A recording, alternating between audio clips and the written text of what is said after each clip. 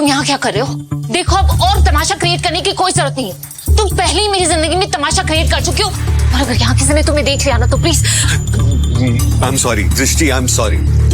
मुझे नहीं पता था कि वो लड़का इतना पावरफुल है। मैं तुम्हारे सामने हाथ जोड़ के माफी मांगता हूँ, प्लीज मुझे माफ कर दो। तुम क्या बोल रहे हो? मुझे कुछ समझ में नहीं आ रहा।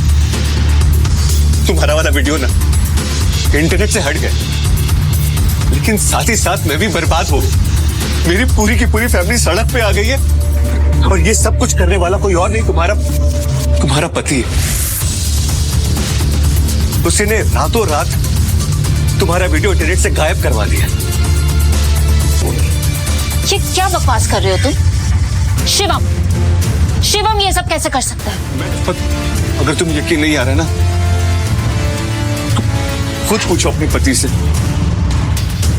दृष्टि की नजरें जब शिवम पर नहीं थी, तब शिवम ने ऋषभ को घूर कर देखा, जिससे वो साफ समझ गया कि शिवम अपनी असलियत दृष्टि से छुपाना चाहता है। शिवम ने अगले ही पल कहा, भाई तुम्हें कोई गलतफहमी हुई है, मेरी किसी से कोई पहचान नहीं है।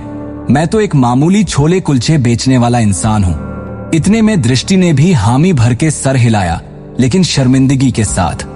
ऋषभ ने जवाब में कहा, हाँ हो सकता है, लेकिन दृष्टि प्लीज मुझे माफ कर दो, मैं अपनी इस हरकत के लिए बहुत शर्मिंदा हूँ। ये कहते हुए ऋषभ वहां से तेजी से निकल गया। दृष्टि ये सब देखकर काफी हैरान थी। ये सब जो अभी अभी हुआ था, ये किसी जादुई सपने से कम नहीं था। लेकिन एक बात जो अब भी सबकी नजरों से शिवम ने छुपाकर रखी थी, वो थी उसकी आंतरिक शक्तियां, जिसे शिवम उजागर करने की कोशिश कई दिनों से कर रहा था। शिवम वहां से निकलकर एक शादी में गया था, जहां उसे करण मिला था, जो कि दृष्टि का कजन था। वो शिवम को बेइज्जत करने से कभी बाज नहीं आता था। शिवम और उसके बीच नोक-झोंक कई समय से चलती आ रही थी, लेकिन उस दिन शिवम ने करण की बेइज्जती पूरे रिश्तेदारों के सामने कर दी और वहां से घर चला गया। करण ने अपने गुस्से को पी लिया और ठान लिया कि वो शिवम को नहीं बख्शेगा। दूसरी ओर अपना खाना खत्म करके शिवम ने अपने बर्तन धोए और फिर वो अपने बेड पर आराम करने बैठ गया। ध्यान या मेडिटेशन करने की महारत उसने पिछले कुछ सालों में ही पाई थी। शिवम के लिए मेडिटेशन उसके शरीर के अंदर दिन भर में जमा हुई गंदगी बाहर निकालने का एक जरिया है। और तभी शिवम ने हाथ आगे बढ़ाया और बेड के साइड में रखा एक काला पत्थर उठाया। उसे मुट्ठी में बंद कर जैसे ही उसने हाथ को हल्के से घुमाया, वो पत्थर राख बन उसकी उंगलियों के बीच से सरक गया।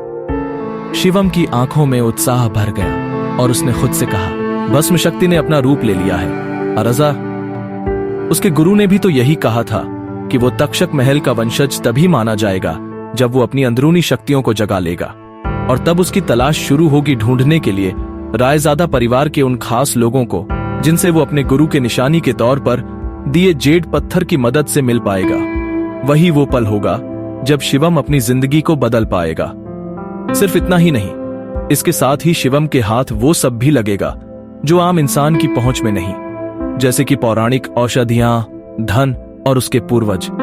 यही तो होता है इस विद्या में। इसमें किसी के वैभव और उसकी शक्ति की कोई सीमा नहीं है।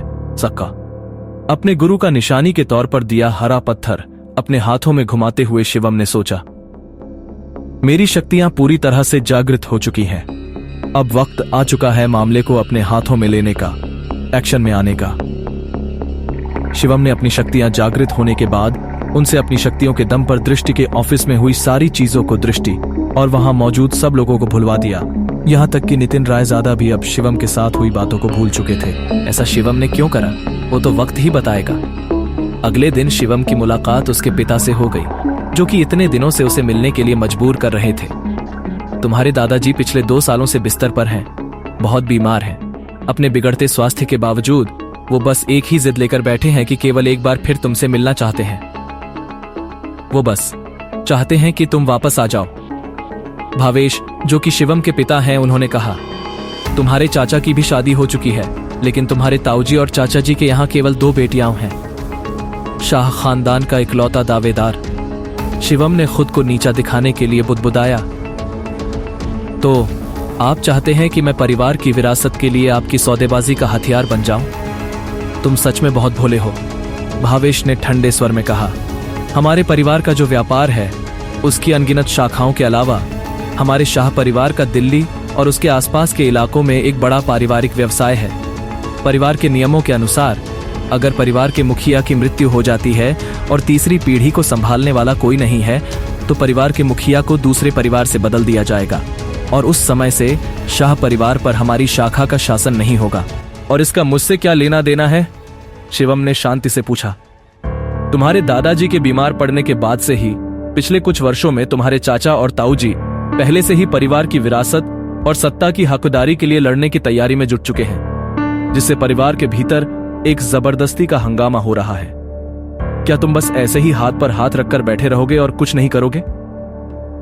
भावेश ने निराशा भरी नजरों से पूछा। शिवम थोड़ा झुंझलाया और उसने उपहास भरी मुस्कान से भावेश की तरफ देखा। आखिरकार वो अपने पिता भावेश के वास्तविक स्वरूप को भली भांति जानता था। सत्ता के लिए वो दूसरों की भावनाओं की परवाह किए बिना वो सब कर सकते थे जो जरूरी बन जाए। शिवम, तुम खुद ही सोचकर देखो कि क्या तुम वाकई में इस छोटे से नारंग परिवार में रहना चाहते हो और जिंदगी भर इस तरह अपमानित होना चाहते हो? भावेश ने शिवम से पूछा। कल नारंग परिवार की शादी के दौरान तुम्हें इतना बड़ा अपमान सहना पड़ा। भावेश ने कहा, क्या तुम उनसे बदला लेने की शक्ति नहीं चाहते? क्या तुम नहीं चाहते कि तुम्हें वो रुतबा, वो शोहरत, वो ताकत मिल जाए कि तुम जब चाहो तब पूरे नारंग परिवार को अपने सामने पैरों पर घुटने टेकने के लिए मजबूर कर दो? भावेश के ये कहते ही शिवम ने उसकी तरफ देखा और फिर एक गहरी सोच में डूब गया।